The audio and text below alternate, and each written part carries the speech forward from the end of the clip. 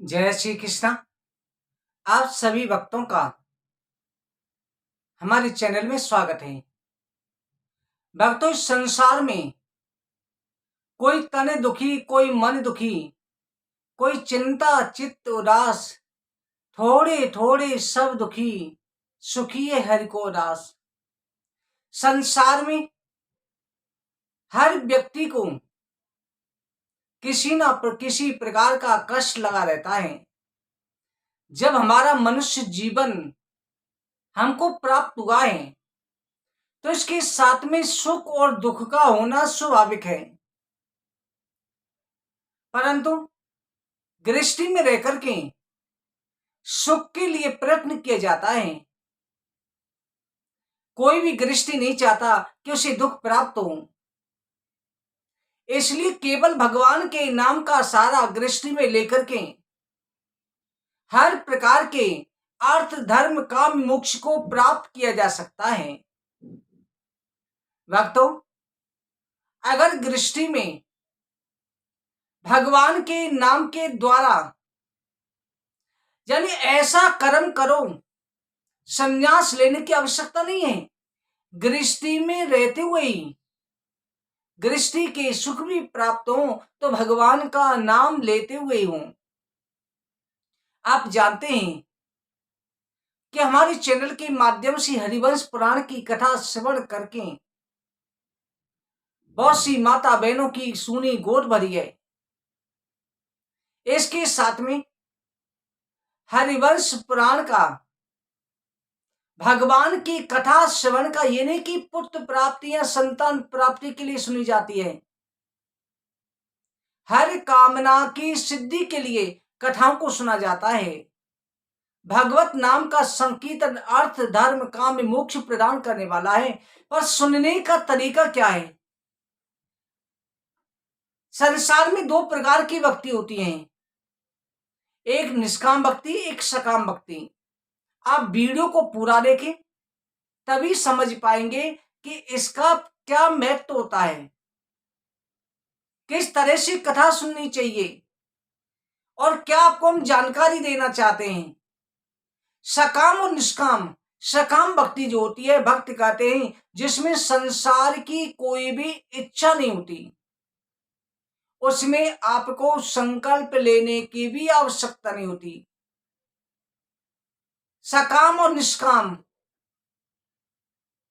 एक सकाम का रूप होता है कि संसार की इच्छा रख करके, और जो निष्काम हो जाती है, निष्काम तो केवल परमहंस वृत्ति हो जाती है। जो संत हैं, संसार से मोह बंधन छूट गया है, वो निष्काम भाव को प्राप्त हो जाते हैं। तो इसलिए आपका सकाम का दूसरा पहलू, आप अर्थ धर्म काम मोक्ष प्राप्ति के लिए कर रहे हैं। आपने हरिवंश पुराण सुनी, कहा जाता है गुरुजी हमने कथाएं सुनी, भागवत भी सुनी, हरिवंश पुराण सुनी, फिर भी हमारी मनोकामना पूरी नहीं हुई। कहां पर कमी रह गई? कौन सी कथा सुनी जाए जो हरिवंश पुराण सुनने से भी इच्छा पूरी नहीं हुई, उसको सुनने से इच्छा पूरी हो? तो सबसे पहले भक्तों, आप एक बात का ध्यान रखें, आप सभी माता बहनें दोस्त, इस बात का ध्यान रखें कि भगवान का परम ब्रह्म रूप की ब्रह्म चिंतन का ही ध्यान करने से, चिंतन करने से सकाम निष्काम दोनों तरह के फल की प्राप्ति होती है। अगर आपको किसी भी प्रकार की संसारिक मनोकामनाएं, तो उसके लिए आपको संकल्प लेना पड़ेगा और आपको पंच ओंकार, ओंकार ब्रह्म का स्वरूप है, तो ओंकार में ब्रह्म में पांच ब्रह्म कहे गए हैं। पांच ब्रह्म का तत्व, पांच ब्रह्म कौन है? गणेश, देवी जिनको दुर्गा शक्ति कहा गया है, सूर्य, शिव और विष्णु, ये पंच ओंकार हैं और इन्हीं के द्वारा समय समय पर सृष्टि होती है। जैसे आपने देखा कि विष्णु पुराण में कहा जाता है कि विष्णु भगवान से सारा संसार उत्पन्न हुआ। यहां पर ब्रह्मा जी का नहीं आया है, ब्रह्मा जी ब्रह्म में नहीं है, ब्रह्मा जी की मृत्यु हो जाती है। पंच ओंकार जो है, गणेश, दुर्गा जो देवी हैं, आदिशक्ति, सूर्य ब्रह्मा, सूर्य विष्णु और शिव, ये पंच ओंकार है। कई सूर्य पुराण में आया, सूर्य भगवान ने सृष्टि रची, शिव पुराण में शिव जी ने रची, शिव जी से ब्रह्मा विष्णु महेश उत्पन्न हुए, कहीं देवी माता आदिशक्ति रच रही है। तो ये सारी कथाएं सत्य हैं। हर कल्प में इन पंच ओंकार के द्वारा ही कभी गणेश जी रचते हैं, ब्रह्मा विष्णु महेश और सारी सृष्टियां, कभी माता दुर्गा रचती हैं देवी आदिशक्ति, कभी शिव रचते हैं, कभी सूर्य, कभी विष्णु। ये एक ही तत्व है, एक ही तत्व ने पंच ओंकार का रूप धारण कर रखा है। इसलिए इन पंच ओंकार की जो कथा सुनी जाए तो कैसी भी मनोकामना हो, अगर डॉक्टरों ने मना कर दिया है कि संतान नहीं हो सकती, यहां तक कि किसी को पुत्र की प्राप्ति नहीं हो रही, किसी के विवाह में रुकावट है, किसी का व्यापार नहीं चल रहा, पितृदोष है, कैसी भी अवस्था है, शरीर बीमार रहता है, बीमारियों में दवाइयां काम नहीं करती, अस्वस्थ रहते हैं, पंच ओंकार की कथा 7 बार श्रवण करने से, 3 या 7 बार, कई बार तो एक बार में ही प्रभाव दिखाई दे जाए, पहली बार में ही प्रभाव दिखाई देना शुरू हो जाता है, 7 बार में तो निश्चित रूप से मनोकामना पूरी हो जाती है। ये आप लिख करके रख लो, 100% लिख करके रख लो। पंच ओंकार की कथा थोड़ी लंबी होती है, ये आपकी 20 दिन की या महीने की नहीं होती, 3 महीने की कम से कम होती है, 3 और 5 महीने के अंदर होती है। एक बार भी अगर आपने सुन ली संकल्प करके, तो एक बार में भी इच्छा पूरी होने का पूर्ण योग होता है। और आप मुक्ति के लिए भी, ये नहीं कि संसार के बंधन, अर्थ धर्म काम मोक्ष के लिए भी सुन सकते हैं। इस कथा में जैसी भी कामना है, सबसे पहले संकल्प, आपकी कैसी भी इच्छा हो, आप इच्छा की पूर्ति के लिए, परंतु एक बात का ध्यान जरूर रखें, कर्म और भाग्य दोनों साथ चलते हैं। ये आपके भाग्य को बदलेगी, और कर्म के लिए आपने कुंडली का निरीक्षण करवाया, कुंडली का कोई दोष है तो उसे जरूर करें। वो ग्रहों को आपको जिसका जो स्थान है वो देना ही पड़ेगा, जिसकी पूजा है वो करनी पड़ेगी। और साथ में इसे सेवन करने से पहले दिन संकल्प करके और विधि विधान से पूरी कथा नित्य नियम से सुन लें, आखिर के दिन इसका फल भगवान को अर्पण करें, प्रार्थना करें, तो आपकी 100% मनोकामना पूरी हो जाएगी।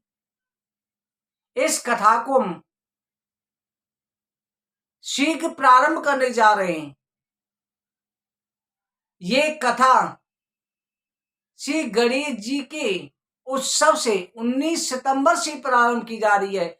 भाद्रपद शुक्ल पक्ष में गणेश उत्सव मनाया जाता है। गणेश उत्सव से ये कथा प्रारंभ होने जा रही है, और इसे बाद में भी आप वापस सुन सकते हैं। इसकी वीडियो नित्य प्रति डाली जाएगी।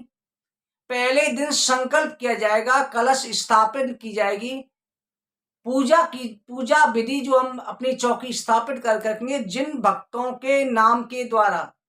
बाकी आप सुनते रहो, सुनने से सबको फल प्राप्त होगा, परंतु जिनको अर्जी लगवानी है, इस कथा में आपका जब कार्य सिद्ध हो जाए, मनोकामना पूरी होने के बाद में आपको ये संकल्प लेना है कि मनोकामना पूरी होने के बाद में हम यथाशक्ति भेंट, शक्ति के अनुसार जो भगवत धाम में श्री कृष्ण कृपा, जो श्री कृष्ण कृपा धाम में अर्पित की जाएगी, वो अपनी यथाशक्ति, जो अपनी शक्ति के अनुसार बढ़ चढ़ करके हम देंगे। पहले दिन इस कथा में कोई आपसे सेवा नहीं ली जा रही, इसमें केवल संकल्प करने के लिए, जिसमें जो है पूजा की सामग्री और संकल्प ये खाली हाथ नहीं थे, तो 2 से 1 रुपया आप अपने नाम के साथ, गोत्र के साथ में गूगल पे, फोन पे पर भेज सकते हैं। उसके साथ नाम और गोत्र भेज देना, जिससे पहले दिन आपका नाम और गोत्र बोल करके फिर आपको समय दिया जाएगा कि इस समय पर आप इस वीडियो को सुन करके संकल्प कर लेना। आपके नाम के बोल दिए जाएंगे। फिर कथा नित्य प्रति श्रवण करना, पूर्ण भाव से श्रवण करनी है आपको कथा, पूरे विश्वास से श्रवण करें। प्रभु ने चाहा तो आपकी मनोकामना जरूर पूरी होगी, पर विश्वास में कहीं कोई कमी नहीं रह जाए, ये बात ध्यान रखना। मंत्र, तीर्थ, देवता और ब्राह्मण और भगवान के प्रति जैसा विश्वास होगा वैसे ही फल की प्राप्ति होती है। पूर्ण विश्वास के साथ में कथा को श्रवण करें। पहले दिन संकल्प जरूर लें। संकल्प ले अपनी अर्जी, जिनके नामों की संकल्प करके इस कथा का अनुष्ठान किया जाएगा, पूजा भी की जाएगी, वो अपनी अर्जी लगा सकते हैं। क्योंकि संकल्प के बिना कार्य सिद्धि नहीं होती है, तो संकल्प करके कथा को श्रवण करें। ये कथा प्रारंभ करने जा रहे हैं, 19 सितंबर को प्रारंभ होने जा रही है, इसलिए पहले से अपना नाम और संकल्प जो है आप जो यहां पर बुकिंग कर सकते हैं, जिसमें केवल आप कुछ भक्तों को, जो भक्त देना चाहते हैं उस भक्तों के लिए दक्षिणा कोई नहीं लिए, बाद में आपके कार्य सिद्धि के बाद में दें। जब आपका काम हो जाए तब यथाशक्ति भेज देना। आपको केवल 2 से 1 रुपया नाम गोत्र के साथ अपने पते के साथ गूगल पे, फोन पे पर लिख करके भेज देना। फिर आप सभी का जो नाम उसमें उच्चारण किया जाएगा। उसका जो नंबर आपको वीडियो में दिखाई दे रहा है, इसी नंबर पे आपको जो है भेजनी है। तो आप शीघ्र ही इस कथा के लिए जरूर मिलें। इस कथा को नित्य नियम से जरूर सुने। ये पंच ओंकार की, परम ब्रह्म के ज्ञान की, गणेश पुराण, देवी पुराण, विष्णु, शिव, सूर्य, पंच ओंकार की कथाओं को क्रम बाय क्रम सुनाया जाएगा। पंच ओंकार की कथा सुनने से इसके अंदर हरिवंश पुराण की कथा, सभी कथाओं का वर्णन इसके अंदर आएगा। आप जरूर सुने। और प्रातः के समय पर 6 बजे इस कथा को शुरुआत कर दी जाएगी, वीडियो डाल दी जाएगी। भक्तों, आप सभी की मनोकामना पूरी हो, सभी के ऊपर बांके बिहारी की कृपा दृष्टि बनी रहे। जय श्री कृष्ण।